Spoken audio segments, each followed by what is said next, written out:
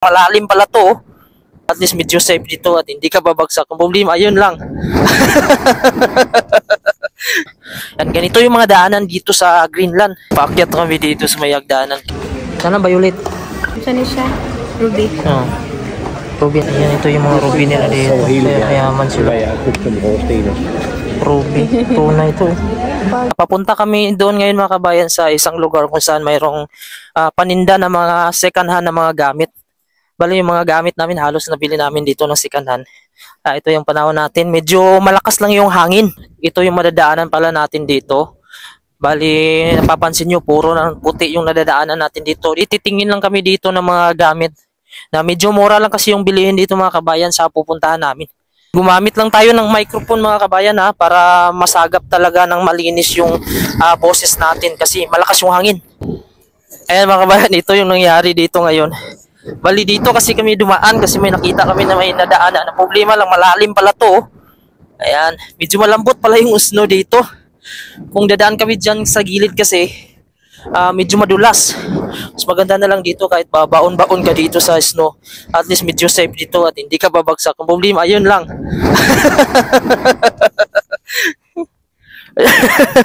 Nabagsak na. Pero malambot lang naman yung snow mga kabayan. Hindi naman siya sakit mga kabayan. Pag gaganyan kasi sa daan, medyo masakit yan dahil matigas na.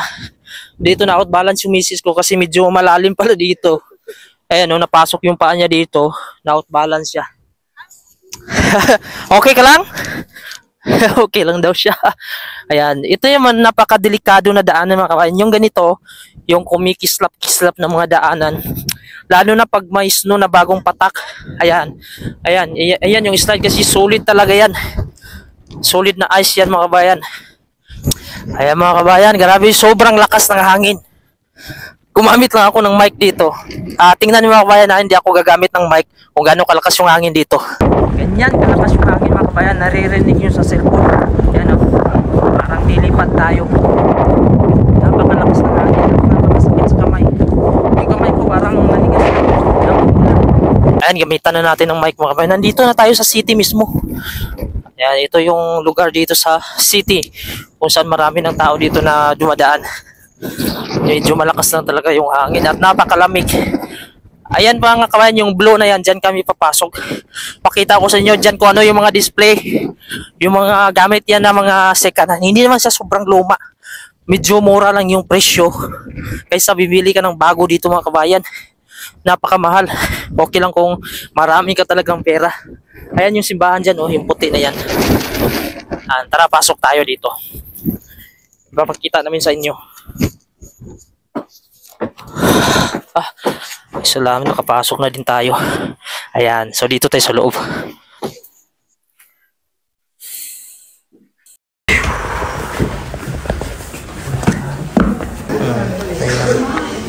Display. Hi, this is okay. Cellphone mana? Display.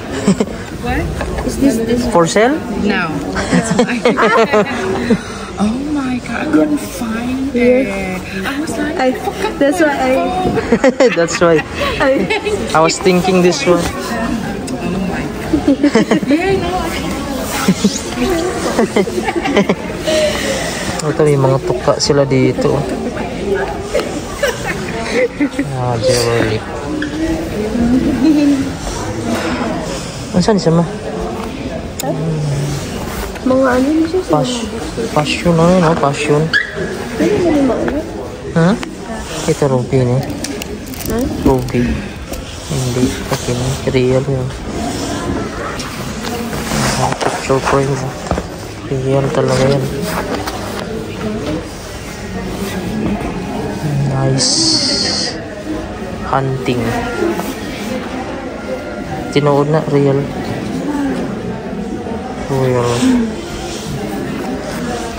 Cute. This is seal. 400. Kano? 475. Sale. Itahi niya, no? Kini sila na nagtahi ko dami. Hindi na sila sa mga yan. Mga tahi nila ito mga kabayan, no? Yung mga upuan ng seal. Handmade. Ayan, ito yung mga ruby nila dito. Mayaman sila. Ito, Ruby. Tunay ito. Pag nagalantang sa mga tao. Ganito rotot. Oh. Tinuod na ako na. Itahi lang no. Santa oh.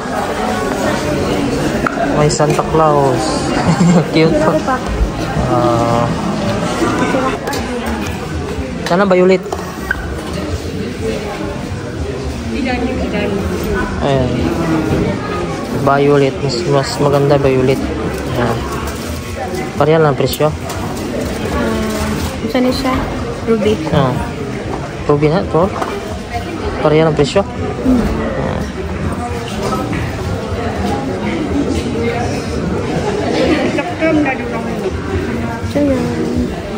Ngayon, nakalabas na kami dyan sa loob mga kabayan. Bali, bibili sana din kami ng may mga jacket sana doon. Kaso, wala na silang display doon mga kabayan. Puro mga jewelry yung display nila. Ay mga kabayan, dito tayo dadaan. Yung hagdan na yan sa itaas. Yung bahay namin dyan lang sa likod. Madadaanan natin doon yung daanan kung saan may na-stock kanina na sasakyan na dalawa. Kung nakapanood kayo kanina sa YouTube na live ko at saka sa Facebook page, mayroong sasakyan na na-stock doon. Titingnan natin doon mga kabayan kung bakit sila na-stock. Yan, ganito yung mga daanan dito sa Greenland. Mahirap kasi yung paggawa ng kalsada dito kaya kadalasan minsan gumagawa lang sila dito ng mga tulay. Ganito hagdan para makadaan mga kabayan ng shortcut.